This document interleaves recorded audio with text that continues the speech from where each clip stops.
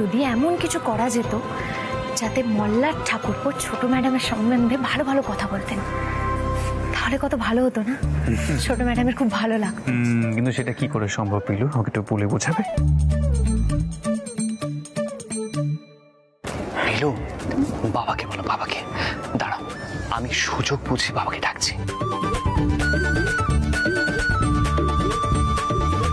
বাবা, রুক্মিণী, মল্লারে তো বেশ উন্নতি হয়েছে। বইয়ের শাড়ির কুচি ঠিক করে দিচ্ছে। আরে বিয়ের পর ছেলেদের ওরকম একটু একটু পরিবর্তন হয়। হ্যাঁ কি? তাতে তো দোষের কিছু নেই, তাই না দাদা? কিন্তু দিদি, বইয়েরও তো উচিত নয় যে এরকম একটা কাজ বরকে দিয়ে করানো, তাও আবার সবার সামনে। তাতে কি হয়েছে রুক্মিণী? আজকাল তো আর কেউ আমাদের মতন বিয়ের পর দূরে দূরে থাকে না, তাই না? মেলামেশা করে, কথাবার্তাও বলে বিয়ের আসরে। এবার না রুক্মিণী, এই সবগুলো মানিয়ে নিতে শেখো। আমি একটু আসছি।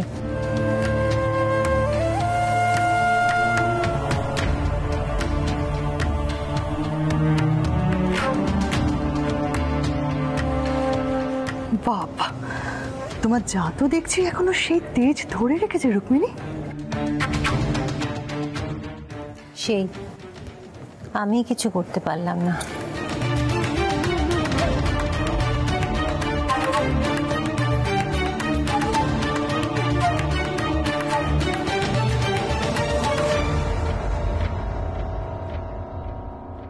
এক মিনিট বাবা। হ্যাঁ হ্যাঁ বাবা, হ্যাঁ বলছি, পিলু তোমাকে ডাকছে।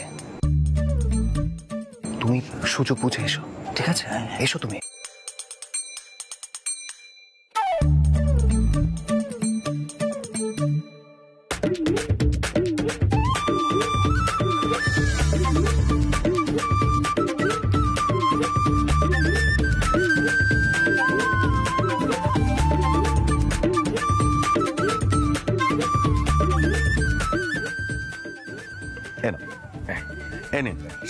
না আমি আচ্ছা আচ্ছা আচ্ছা।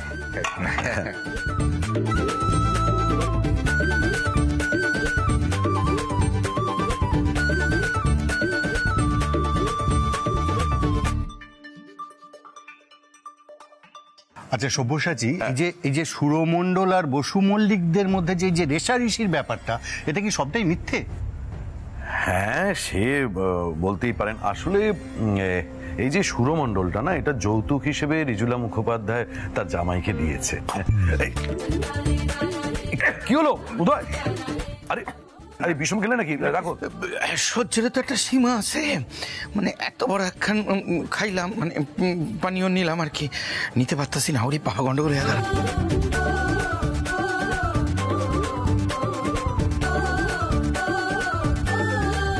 বাপরে বাপ, সব্যসাচীতে যা কইতাছে না, সেসব শুনলে হজম করা মানে কঠিন হয়ে পড়তেছে, একদম মাথা ঘুরতেছে আমার। কি হয়েছে? কি আবার কি বললো? ওই তো বলবো, দরকার নেই এরকম খুশির দিন আর ওইসব চর্চা করার দরকার নেই। কি দরকার? কি ব্যাপার বলো তো? আদিত্য তার মেয়ের রিসেপশনে এলো না, খুব শরীর খারাপ নাকি? হ্যাঁ শাস্ত্রীজি, আদিত্যর শরীরটা বেশি খারাপ। তবে সেরকম চিন্তার কিছু নেই, এই পাশেই তো আছে, যে কোনো মুহূর্তেই চলে আসবে। আপনি কাজ করুন না, আপনি চলুন, আপনি খেতে চলুন, ওদিকে খাবারের ব্যবস্থা। না না, আমি এই সময় কিছু খাবো না।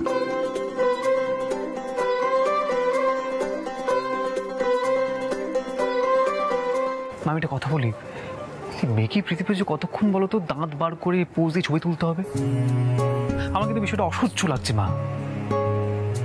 তাড়াতাড়ি প্রশ্নটা শেষ করো না। আচ্ছা আহির, এই কথা বললে হয় বল? তুই তো এই বাড়ির ছেলে, এটাতে তোকে একটু ভাবতে হবে। বিশ্বাস করি তো, এই ছেলেকে বোঝাতে বোঝাতে আমি ক্লান্ত। ও কি চায় বলতো? ও চায় যে দুমদাম করে সব ভাবনা চিন্তা পাল্টে দিতে। সেটা কি হয় বল? আর এইসব বলতে গিয়ে দিনরাত পিলু যে কি ধমক খায়, তোকে আমি কি বলবো? সে ঠিক আছে মামুনি, ওস্তাদজি আমার উপর সব রাগগুলো ফলিয়ে যদি মাথাটা শান্ত রাখতে পারেন, তাহলে কিন্তু সব ঝামেলা চুকে যায়। কিন্তু না, আমাকে ধমকও দেবেন, এদিকে মাথাও ঠান্ডা হবে না। ঠিক আছে তো, দেখো আমাদের সামনে কত বড় বড় কথাগুলো বলছে, দেখো কিছু বলবে না তোমরা? বড্ড বার বেড়েছে তোমাদের পিলু। এমনিতে তো আজকাল আমরা কোনো কথা শুনেও না। পিলু, এসব করে কিন্তু কিছু হবে না। তোমায় তো এই বাড়ির লোকজনরা গান করতে দেবে না, না রেওয়াজ করতে দেবে, কিছুই তো করতে দেবে না। কেন করছো মা? আমি যদি এখন বসু মল্লিকদের মতন বিহেভ করতাম তখন ওর কি অবস্থা হতো? একবার ভেবে দেখেছো সেটা? এটা কিন্তু ঠিক পিলু, আমি না বলে পাচ্ছি না। তোর কপালটা কিন্তু খুব ভালো, এমন একটা দেবতার মতো স্বামী পেয়েছিস, তাই না? অনেকটা ঋতুরানীর মতো। এই কি বলে? সৌভাগ্যবতী ভব।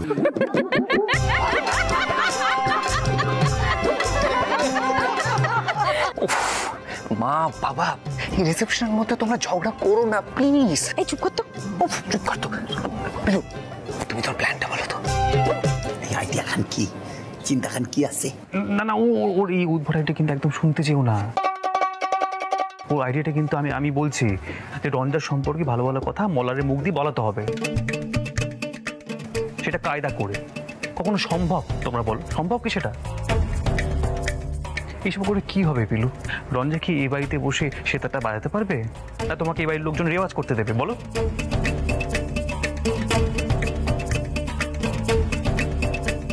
দেবে ওস্তাদজি, আস্তে আস্তে দেবে। আস্তে আস্তে কথাগুলো আর বলো না পিলু, আর শুনতে ইচ্ছে করে না এখন। মা, কত গণ্যমান্য ব্যক্তিরা এসেছেন। শাস্ত্রীজি আমাকে এক্ষুনি জিজ্ঞেস করছিলেন কখন গান বাজনা শুরু হবে। আমি কি বলবো? আমি কিছু বলতে পারিনি। আমি কিন্তু আগে থেকে বলে দিচ্ছি মা, আমি যদি গান গাই আমার সঙ্গে পিলুকেও গাইতে হবে, আর রঞ্জাকে সেতারটা ধরতে হবে। তুমি অ্যারেঞ্জমেন্ট করতে পারবে তো পিলু? বলো। তাহলেই আমি শান্ত হয়ে সন্ধ্যেবেলা তোমরা যেভাবে চাইছো সেভাবে কাটাবো, কিন্তু আমি মিথ্যে অভিনয় করতে পারবো না, প্লিজ। বেশ, আজই তাহলে আমরা গান বাজনা করব। আচ্ছা ওস্তাদজি, আপনি এটা তো মানেন আমার সব বুদ্ধিগুলো কিন্তু জলে ফেলে দেওয়ার মতো নয়। দেখুন আজ আমি কি করি। সাপও মরবে অথচ লাঠিও ভাঙবে না। আমরাও মানবো পিলু। এই আমিও মানুম কিন্তু, আর আমি তো মানি, কিন্তু আমারে কাও কি করবা, কি করে গান গাইবা? পিলু, খুব বুঝে শুনে কিন্তু কাজ করবে।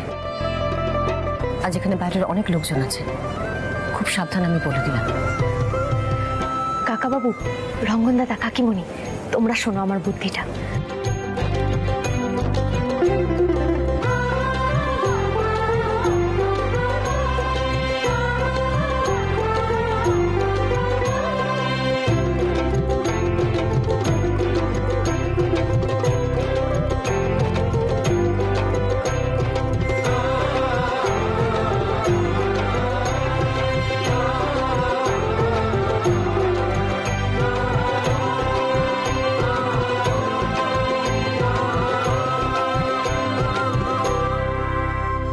মা, আমি কিন্তু আগে থেকে সাবধান করে দিচ্ছি, তোমার এই আদরের বৌমা একটা উদ্ভট ঘটনা ঘটাতে চলেছে।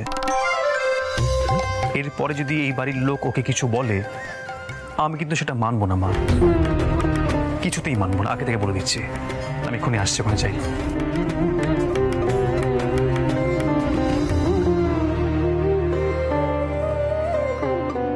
মোল্লা, তুমি তো তোমার বন্ধু বান্ধবের সঙ্গে আমার আলাপই করে না। আমি আলাপ করে নিচ্ছি। রঞ্জা মানে হ্যাঁ, ওর ছোট কাকা। দেখুন আমার দুদিকে ফাঁকা, মাঝখানে অল্প একটু ফাঁকা, কিন্তু আমি যুবক। আচ্ছা মল্লার, বলছি যে তোমার বন্ধুরা তো দেখছি খুব হুল্লোড়ে, তা তুমি রঞ্জাকে এরকম আলাদা দাঁড় করিয়ে রেখেছো কেন? ওকে দূরে না রেখে একসঙ্গে সবাই মিলে মজা করো, হুল্লোড় করো। হ্যাঁ, তাই তো। আন্টি, আমরা তো সেটাই বলছিলাম, মোল্লার বৌদিকে কি করে পছন্দ করলো, কি করেই বা বিয়েটা হলো, সেটা তো আমরা জানতে চাইছিলাম, কিন্তু ও তো কিছু বলতেই চাইছে না। আরে বলার মতো কিছুই নেই ঠাকুরপো, একেবারেই কি কিছু বলার মতো নেই? আমাদের ছোট ম্যাডামের তো অনেক কিছুই আপনার ভালো লেগেছিল। বলুন না সকলকে, আমাদের ছোট ম্যাডামের কি কি ভালো লাগে আপনার? কি হচ্ছে বলতো না, এটা বুঝতে পারছিস কিছু? কিছু তো একটা করতে চাই পিলু, নিশ্চয়ই কোনো একটা বদ মতলব আছে আমাকে ফাঁসানোর জন্য। মল্লার, বি কেয়ারফুল। লজ্জা পাইতেছে, লজ্জা। মল্লার তুমি লজ্জা পাও কেন? কুয়া ফেলাও। রঞ্জার কি গুণ দেখা তুমি একবারে রঞ্জার সঙ্গে একটু বইলে ফেলো, 1 2 3 করে বইলে ফেলো।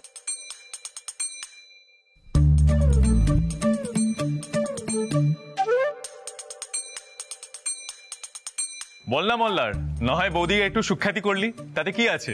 আরে কিসের লজ্জা?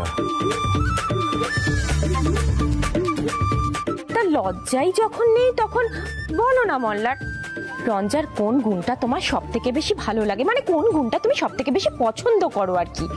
কি বলবো?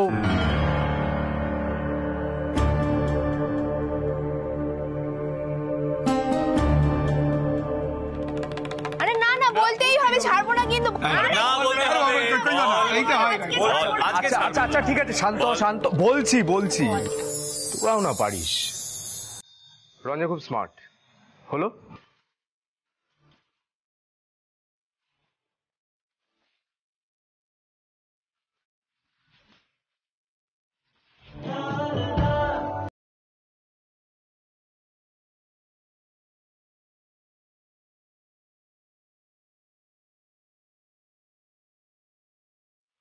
ও বাবা, সেটা তোমার পছন্দ?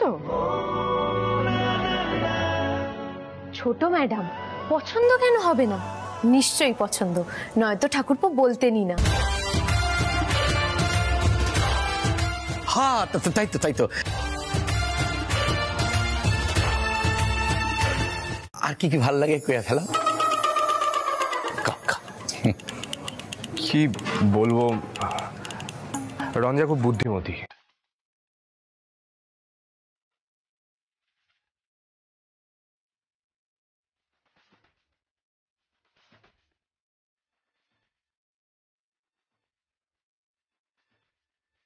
হ্যাঁ, কি বলছো গো? বুদ্ধিটাই তো মুশকিলের।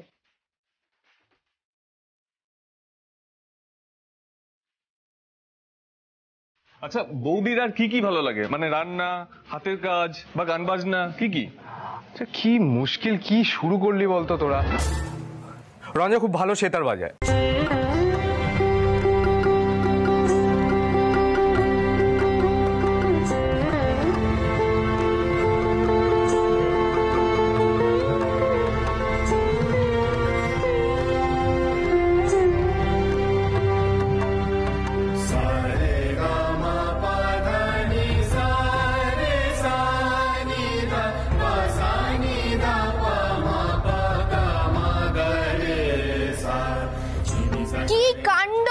এটাই বলিস নি এখনো? আজ তো বৌদির একটা সেতার শুনতেই হবে।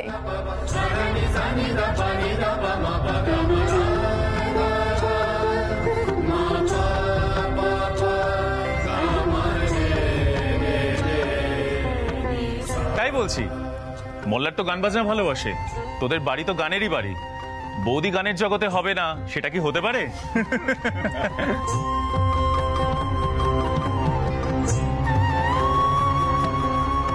আরে না ঠিক সেরকম কিছু নয়। না মল্লার দা, সেরকমই, একদম সেরকমই গো।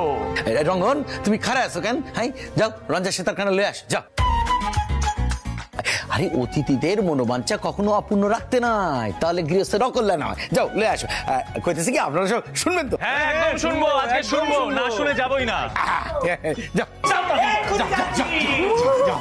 এই তো হয়ে যাইব। এইভাবে রিসেপশনের মধ্যে গান বাজনা হয় কখনো? আরে গানের বাড়িতে গান বাজনা ছাড়া কোনো অনুষ্ঠানই হয় না। আর এখানে তো আহিরও আছে, হয়ে যাক একটা অনুষ্ঠান।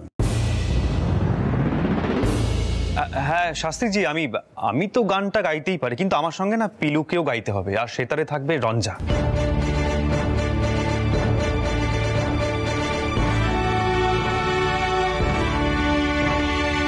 মল্লারও গানটা গাইতেই পারে, মোট কথা আমরা সবাই মিলে গান গাইলে আমি নিশ্চয়ই গাইবো।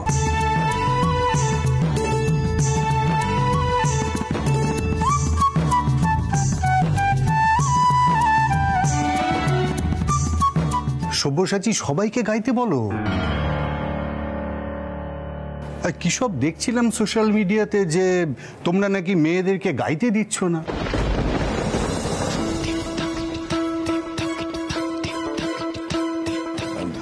দেখো এই সব গুজব রটতে দিও না, শুধু শুধু নানা রকমের গুজব ছড়াচ্ছে। শাস্ত্রীজি আপনি দয়া করে গুজবে কান দেবেন না। এসে গেছে এসে গেছে এসে গেছে সেতার এসে গেছে, দেখি দেখি দেখি একটু। রঞ্জা সেতার এসে গেছে, নে শুরু কর।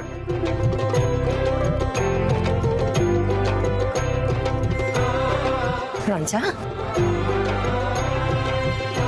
শুরু কর।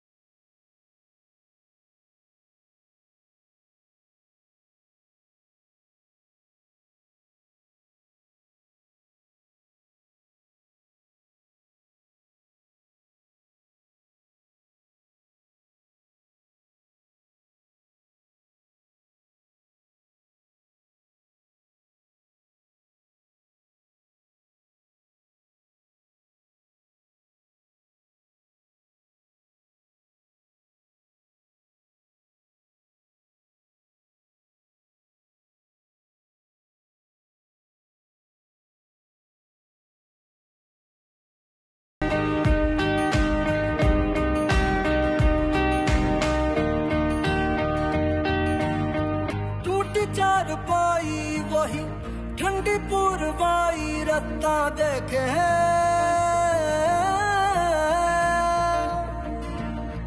दूधों की मलाई वही मिट्टी की सुराही रास्ता देखे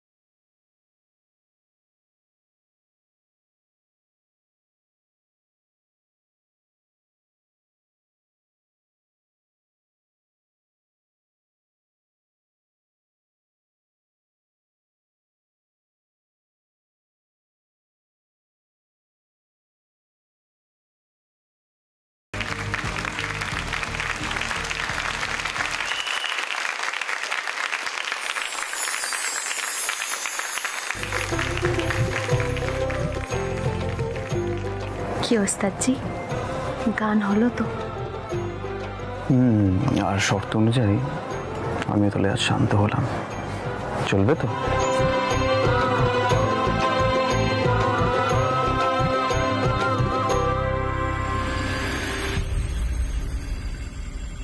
ইস, রিসেপশনটায় তো বড্ড গন্ডগোল হয়ে গেল মল্লার বাবু, বিপদ বেড়ে গেল। এবার সবাইকে কি জবাব দেবেন?